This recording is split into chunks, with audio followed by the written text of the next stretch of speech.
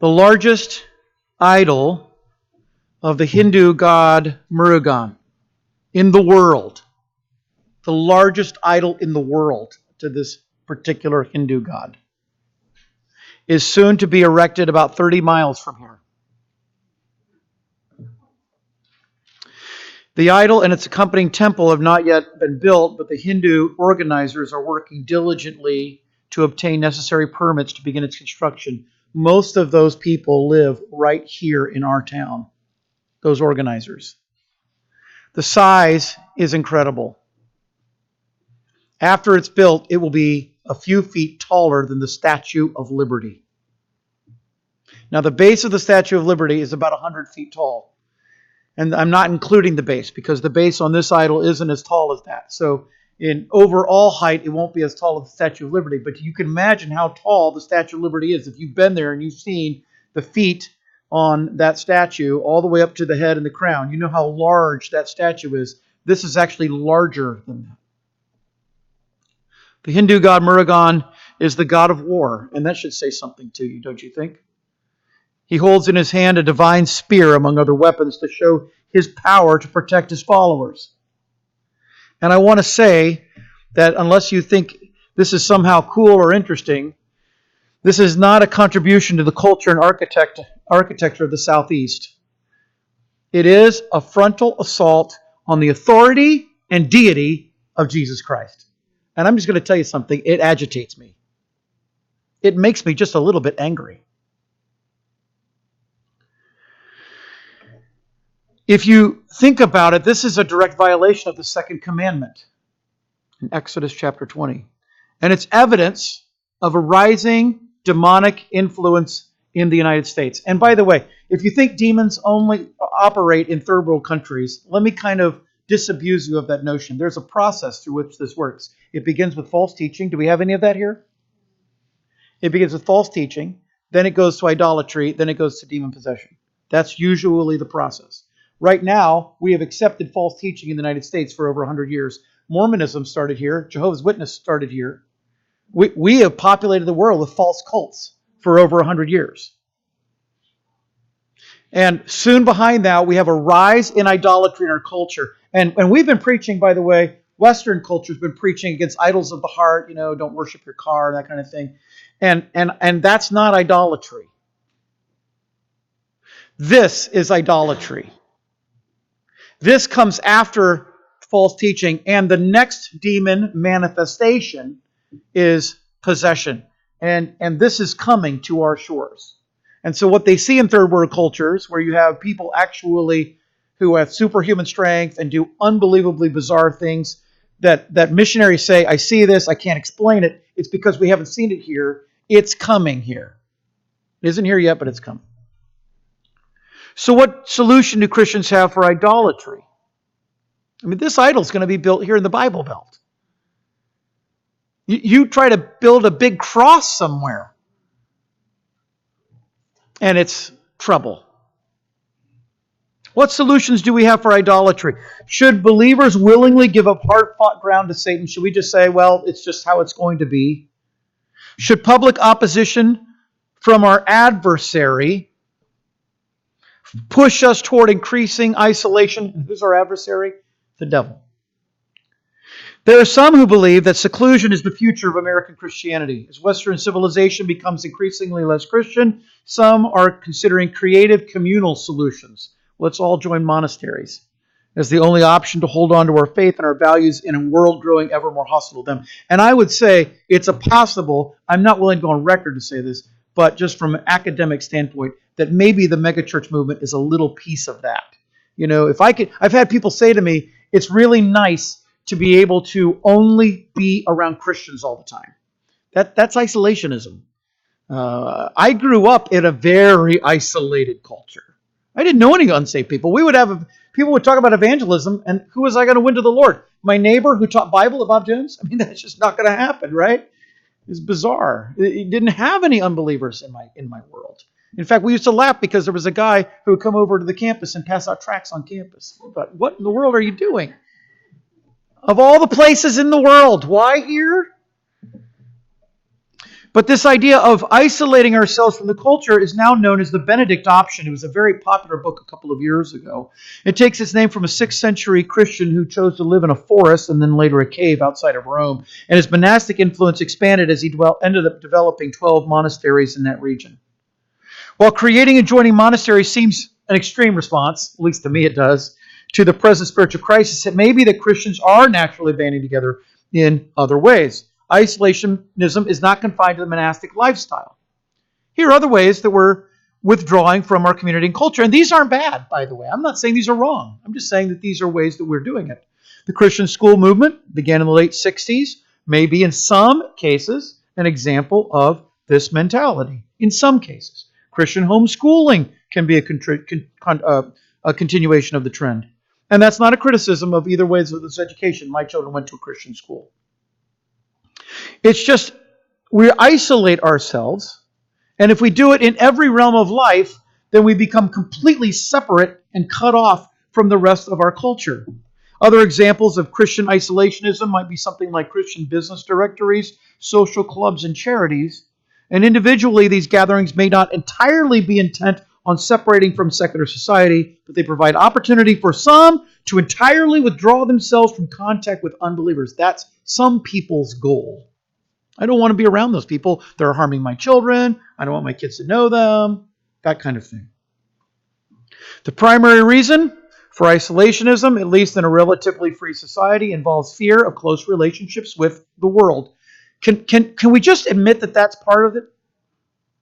There's a fear of worldliness in some cases. And I don't think that's necessarily wrong. I think that fear is defensible from Scripture. I mean, you think about this. Does the world like Jesus or hate Jesus? Does the world love believers or hate believers? Is the world a temptation for us or is it a good place for us? Is the world dangerous or not dangerous? When you look at these passages of Scripture, I've got the verses there. You can go and read them on your own.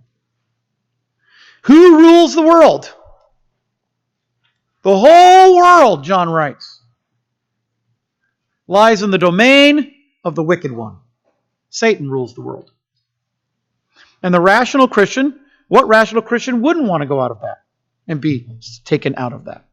The temptation to withdraw from such society appears, at least with these verses in mind, to be a more normative position for a follower of Jesus. If we're only looking at those verses.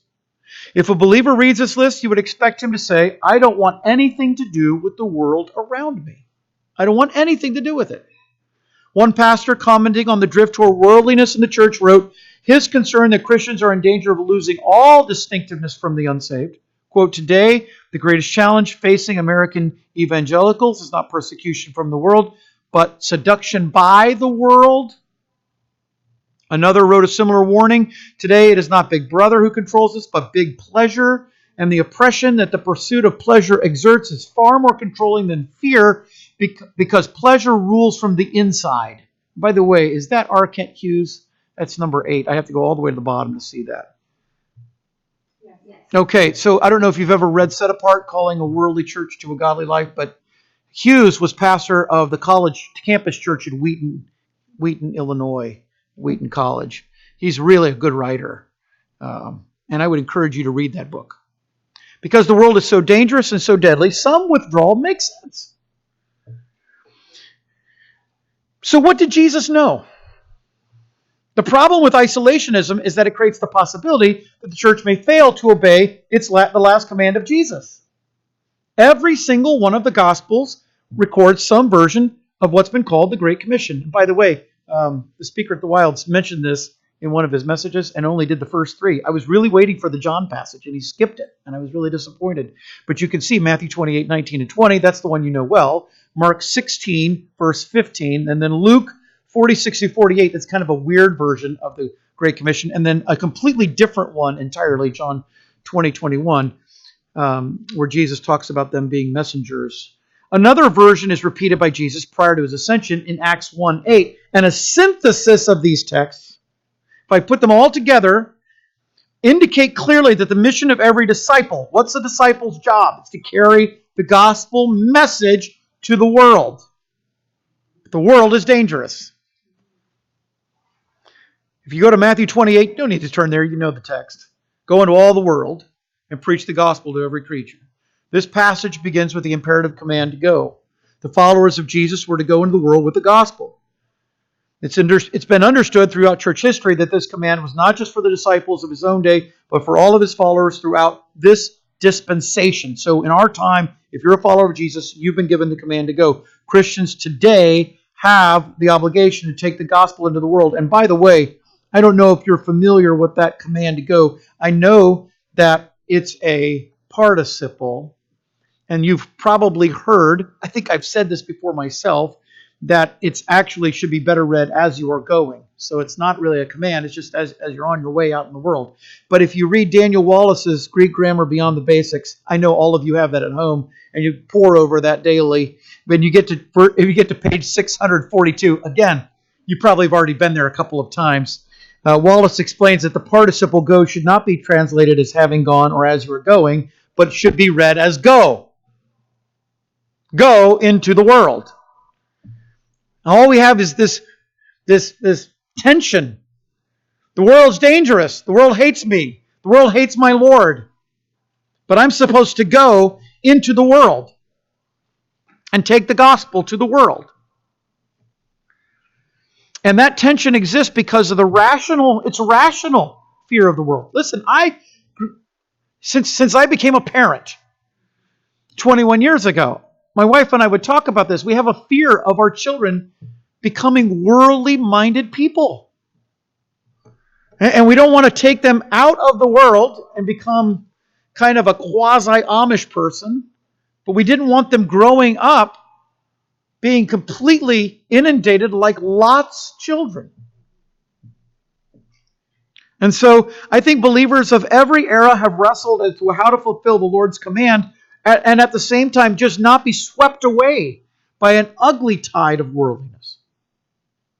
And can I just stop and say that when I say worldliness, please don't just put on there some cultural markers that 1960s and 70s Christians put on worldliness. Okay? My pastor, when I was a little boy, he said no Christian should ever drive a Mercedes-Benz. Okay? Don't tell Hamza. Don't tell him.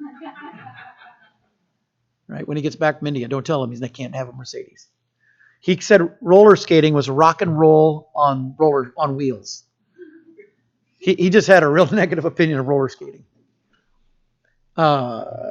You've heard sermons, probably, if you've been around this brand of Christianity long enough, about how you're supposed to dress, how you should cut your hair, these kinds of things.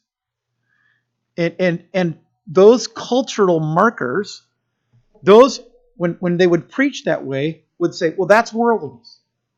Well, that may be worldliness, okay? It's fair that sometimes you can have worldliness in some of those things. But worldliness is a lot bigger topic than this. And so when we say worldliness, we just say a love for world things, earth things. A love for material things. A love for the things that go against God. And so this tension's here, and as the message of Jesus spread through Jerusalem, particularly after Peter healed the lame man, that's when everything really begins to explode. You have Pentecost, and then Peter heals the lame man, Acts 3, and problems with how Christians should interact with unbelievers begins to emerge. When persecution then forces the Christians out of Jerusalem, they take with them the gospel of Jesus, and as the church grew, it's becoming much more than just an offshoot of Judaism. Paul's missionary ministry expanded the gospel's reach throughout most of the Roman Empire, and the statement of Jesus in Acts 1:8 came to pass as the gospel spread from Jerusalem to Judea to Samaria, and then finally to the uttermost parts of the earth. And by the way, that's probably a good outline of the book of Acts. If you want to know how Acts is divided, it begins with the ministry to Jerusalem, then the ministry to Judea, then the ministry to Samaria, and then the ministry to the uttermost parts of the earth. So what cannot be? As I take this natural tension, I'm told to go and present the gospel, And at the same time, I'm told to not love or be part of the world. How am I going to do this? Obedience to this command, as important as it is, cannot mean an acceptance of worldliness. It cannot mean that. And I'm telling you that there are ministries, there are churches who believe that the best way to win unsaved people is to be as worldly as they can stomach, as worldly as their consciences will allow. So that when you're walking into a church, and I've been to some of these places, it's really not church anymore. At least it doesn't feel like church. It doesn't seem like church. By the time John wrote a warning against worldliness in his first epistle, think about what time that is. That's at the end of the first century. The church had spread through the entire Middle East and into Europe. Some of the disciples had taken the gospel into Africa and into India. And there's some question as to whether Paul eventually traveled to Spain, but archaeological discoveries have revealed that this era, the gospel spread north as far as the United Kingdom. I don't know why I have the word "but" there. I think I'm going to take the word "but" out of my paper there. John probably wrote his epistle from Ephesus. In other words, the gospel didn't stay in Jerusalem. In fact, the center of Christianity goes from Jerusalem to Antioch to North Africa. And when you start researching the church fathers, as we were looking at some of those with Dr. Hartog last week, he's talking about those Alexandrian church fathers. That's not anywhere close to Jerusalem. That's in a completely different continent. By the way, when he mentioned, if you were here, talking about Origen, referring to all of the writers of the New Testament around 250 A.D. So this is some 220 years after Jesus dies in Jerusalem. The entire New Testament is written, and it travels as far as North Africa. And this is, Origen wasn't Googling this. These are handwritten copies of the Bible that he then had access to or knowledge of, so he could write down, these are the men who wrote the New Testament. And so the center of Christianity shifts. And the early church leaders were witnesses for Jesus in places a long way from their homes. And the consequence of this is that John's warning of worldliness is not just justification for isolationism, right? If it was all about not being in the world at all, but being isolated from the world, it never would have gotten to North Africa. It just wouldn't have spread like that. And the disciples didn't see it that way. The apostles in the early church, or us, Jesus would never put us in a situation that would cause us to sin.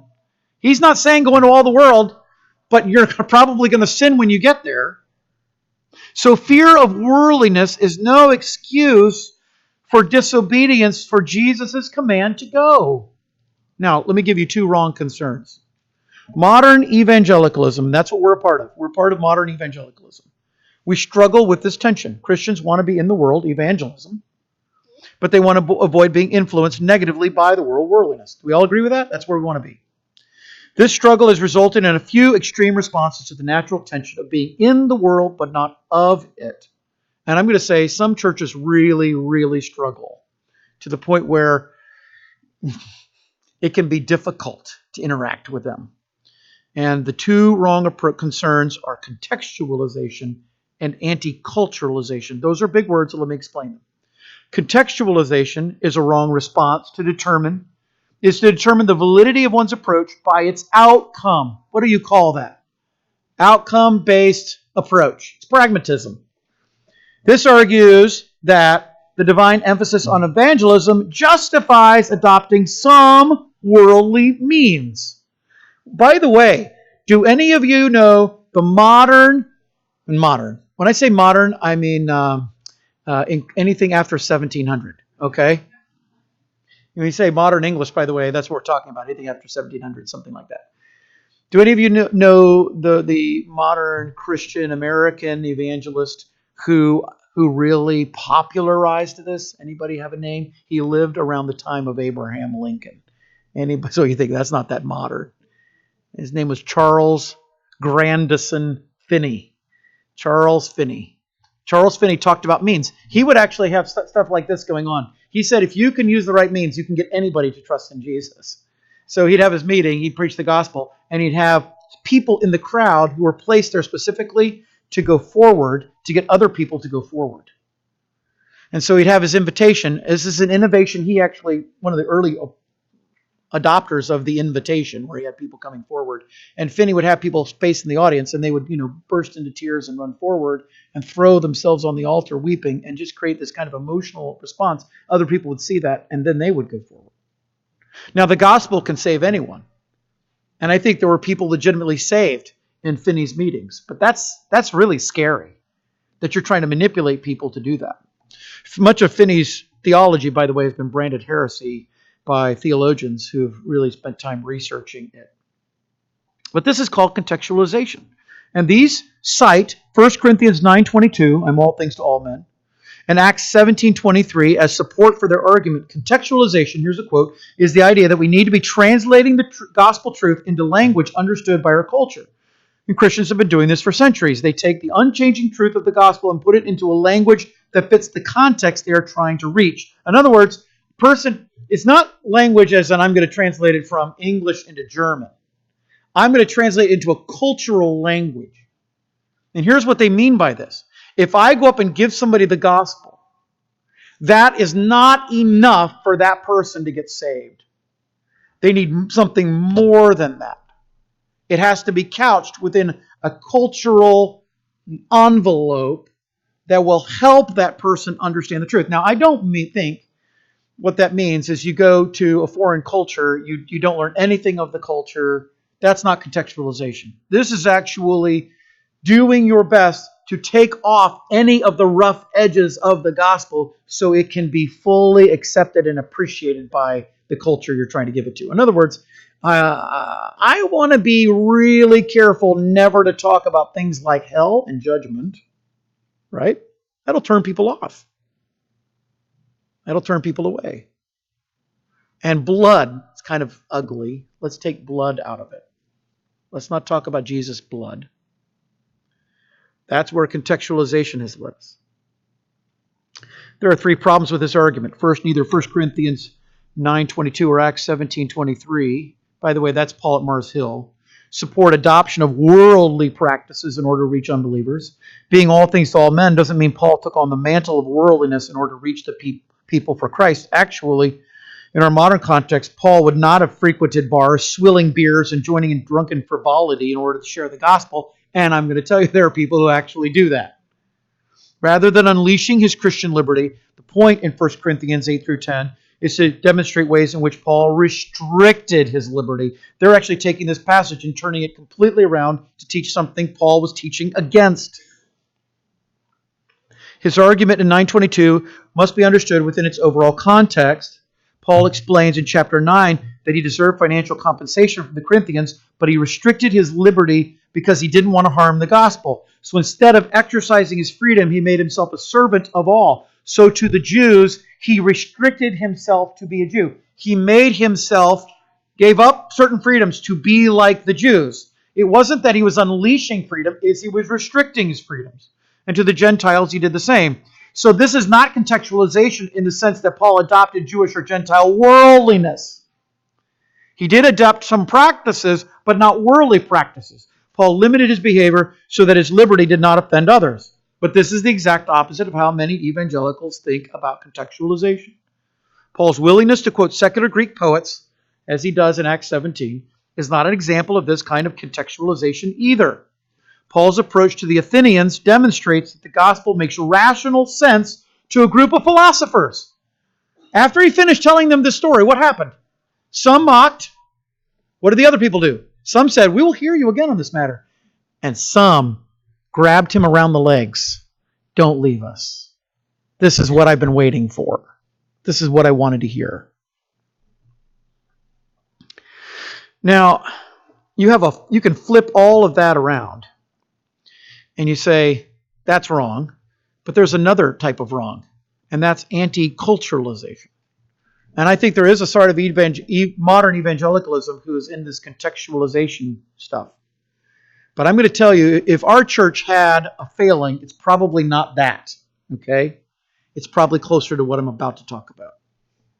If the first response is adoption of nearly everything in the world to win the world, And I want to say, I want to be generous. I think a lot of these people really do have good motives. They really do love the Lord and they want to win the world. They're just going about it the wrong way. Not in every case, but in many cases. The second is the opposite. It's a rejection of culture entirely in an almost Amish-like manner. Some Christians reject modern culture. Now, who are the Amish? For just a second, so you get this in your mind.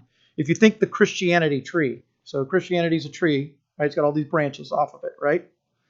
You had, after the Reformation, you have Protestantism, right? That's a giant branch off the tree.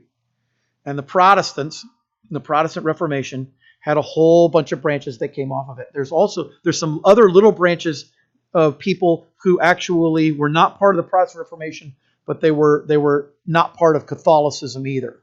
Okay, there are people like that, but there weren't very many. They're more like the little scrubby parts that come out of a tree that end up getting cut off, when you're trimming. But the big branch in the last 500 years or so is the Protestant Reformation, and out of that comes a bunch of branches. Okay, you have Luther and Lutheranism, and you have John Calvin, and John Calvin is a form of Christianity. Some people call it Calvinism, but I'm going to make it bigger than that. All right, and then you have Luther, and you have Calvin, and you have Zwingli, Ulrich Zwingli, and that's a different from Lutheranism. They had some pretty big differences on baptism in the Lord's Supper. And then you have the Anabaptists. And the Anabaptists, like, these are some great names. Balthasar Hubmaier. Now, isn't that a great name? That would be a great name for a church sign. Our pastor is Balthasar Hubmaier. You have Hubmaier. You have Conrad Grebel. I know all of you know all these people, and that's why you're nodding at me, because you think, oh, yes, Pastor. George Blaurock, which just means blue coat. I guess it means he had a blue coat. Blaurock. Well, Zwingli didn't like all the Anabaptists. He drowned a bunch of them over there in Europe. He just drowned them. That wasn't very nice. But he thought they were evil. Well, Anabaptists had some leaders, and one of their leaders was a guy named Menno Simons. Mennonites, all right? Mennonites and Menno Simons, that form of Anabaptists, that's kind of where you get your Amish branch, all right? Now, they rejected culture. So they kind of stopped culturalizing a couple hundred years ago, and they live in that culture. And if you have ever lived in an Amish community, it really is different.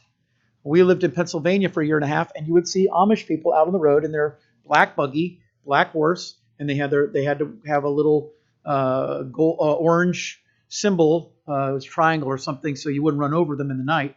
And they would just be clip-clopping along the road. When we lived in Pennsylvania years ago, I remember reading a story about an Amish person being pulled over for drunk driving and actually got a ticket for drunk driving. He was inebriated. He was out on his horse at night, and he was on the road. And you can't do that. You can't drink and drive. I mean, doesn't matter what kind of vehicle you're in, you cannot drink and drive. He got pulled over for that. But the Amish stopped going after their culture. They just stopped completely.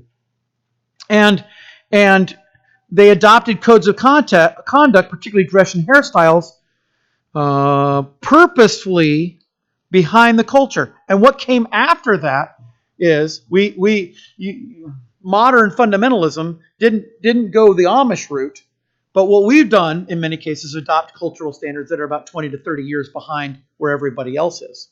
So whatever music I wasn't allowed to listen to when I was a teenager, a lot of Christians are listening to that now and saying it's okay. I was laughing because some of the people who gave me demerits were listening to songs that I thought, you gave me demerits for that. And now you're playing this. This is wrong. I want to give you demerits. That might not be the best attitude, but I'll admit that a lot of people struggled with what to do with miniskirts in the 60s, what to do with the Jesus freaks. Some of you were around then. I was not, but some of you remember that. And a lot of Christians didn't know what to do with these people who were smoking marijuana and talking about Jesus. I get that. That's hard to understand. How are you going to go up against that? But anti-culturalization is not the answer. It's not the answer to say what we're going to do is we're going to go back to Ward and June Cleaver and live in that culture and somehow make that our culture. And then when the world gets so far away from us, we start feeling weird. We'll just change a little bit. shift a little bit, and then just keep waiting and shifting a little bit. By the way, someday I want to get my friend Kevin Bowder down here to talk to you about culture and Christianity. He has got a great lecture. I tried to record parts of it. It was so good. I would love for you to hear this. My point is that rejecting culture is not the answer. Culture is just how people live. And worldliness and culture are different. And so I think what anti-cultural people do is, in mathematical terms, they say anything that's cultural is worldly. And that can't be true. That can't be true. And the problem with this argument is not that culture in general is worldly, but worldly culture is worldly, right? And there's a difference between worldly culture and non-worldly culture. And we can talk about that. I'm willing to debate that with people who are willing to discuss it. But the problem with this argument is not just being worldly, but being worldly, and not just culture, but being worldly in our culture. When John warns believers in Ephesus to reject the world, he specifies that worldliness is a love of things in the world that appeal to one's earthly lusts, such as the flesh, the eyes, and the pride of life. That should be our guide in defining worldliness. It really doesn't matter if one is laying up treasures on earth while dressed in styles many years behind the modern day. So I'm accumulating all these earth things saying I'm not worldly because it's all stuff from the 1980s. You can do that with eBay now. I can just have everything in my house be 1980s. And I'm not worldly. I can't be. A total rejection of modern culture makes one appear to the world as strange and out of touch with reality, not as a more godly or pious. That's how they see some Christians. To the point where you actually have Christians say, you don't look like a Christian. What does a Christian look like? I mean, I understand you can look like you have a mental problem or you have a drug problem. That there may be a look to that. But if I'm wearing a t-shirt and a pair of slacks and they're not fitting in some sort of wrong manner, so as to be overly baggy or overly tight, neither is good. And you say, well, you don't look like a Christian. I don't even know what to do with that. What do you think that should look like? This approach was not the approach taken by the apostles of Jesus. They didn't start selling Christian clothes in Jerusalem. They rejected worldliness, but they operated within their culture. So, I'm not going to over-contextualize to somehow win the world with worldliness. But I'm not going to reject culture entirely in order to say I'm not going to be a part of this at all. You can wrestle with all that. I've just given you a lot to think about. So let's kind of finish this up. Examples of community and cultural engagement in Acts. Both of these, that's why I had you open just anywhere in the book, because we're going to walk through the whole book together. Both of these approaches, contextualization and anti-culturalization, are wrong responses to the challenge of reaching the world with the gospel without being swallowed up by it. A study of Acts demonstrates the early ministries of the apostles didn't fall into either. It's divided into three sections, as I mentioned. Acts 1:8 is the ministry to Jerusalem. That's Acts 1 through 7. To Judea, Samaria, Acts 8 through 11, verse 18. And then the far regions of the world in Acts 11, 19 through 28, 31. These ministries are prime examples of community and cultural engagement by the church with unbelievers. In fact, as the theme of Acts is witness, that's the theme of the book, this study is very helpful in determining the means and methods used in the first century and how we might utilize those same means and methods today. So Acts 1 through 7, the early portion of Acts, what we're looking for is what are the means and methods they used in Jerusalem to reach people with the gospel. Well, at a festival, this is a Jewish festival, Pentecost, commemorating God giving Moses the law at Mount Sinai, they came, as Jews would. There are all these people from all over the world who've come, all over the known world then, had come, who were proselytes. You can read in Acts 1 all the different places they came from. One dispensation was giving away to another. Peter's sermon at Pentecost was delivered to this large group of Jews and proselytes who were in Jerusalem for the festival. Luke records that 3,000 came to faith at the conclusion of his sermon. By the way, that's the largest known, church history, largest known evangelistic response ever recorded in one time, in one place. It was the first time. We don't have an example of 3,000. There may be some examples that it happened at some large evangelistic crusades, but we don't know of one larger that's documented. Chapter 2 ends with Jerusalem church thriving as they're adding daily to their number. Verse 47, the situation in chapter 3, Peter's healing of the lame man thrusts the church into the forefront of Jewish life. This was Satan's worst nightmare because he kills Jesus. Jesus rises from the dead. Peter, the one he thought he had in his grasp, right? Just slippery, slips right through. Peter then is restored by Jesus. He preaches this sermon. 3,000 get saved. Many of them were Pharisees. And then another group is saved. They now have more than 5,000 in Jerusalem who are Christians at the very beginning of the church. Just a few months into Jesus' ascension from the earth. You have thousands of people who are claiming to be followers of Jesus. And then Peter heals the lame man. And now everybody is praising Jesus because he did it in Jesus' name. And the story is illustrative of how God was increasing the influence of the church. The healing of the lame man completely changed the way the early Christians were received by the surrounding community. The situation became so dire for the religious leaders, they imprisoned the disciples. They tell them, don't preach the name of Jesus. And by the way, what happens to them? An angel comes and says, yeah, you guys can go. I mean, these Pharisees who are left are just grasping at straws. They have no hope. And the church continued to grow, chapter 4 and verse 4. So that assault is unsuccessful. So now he's going to begin trying to harm the church from inside. So chapter 5 begins with what? What's chapter 5 about? The external assault doesn't work. We're going to do the internal assault. So let's bring in Ananias and Sapphira. They lie to the church. They lie to the Holy Spirit. And they're in order to cut that problem off, both of them are actually killed by God at the words of Peter. They both die, and the church even grows more. More people fear God, chapter 5, verse 11. Then there's a challenge in chapter 6 because you have all these people who've come to Jerusalem. They've gotten saved. They stay there.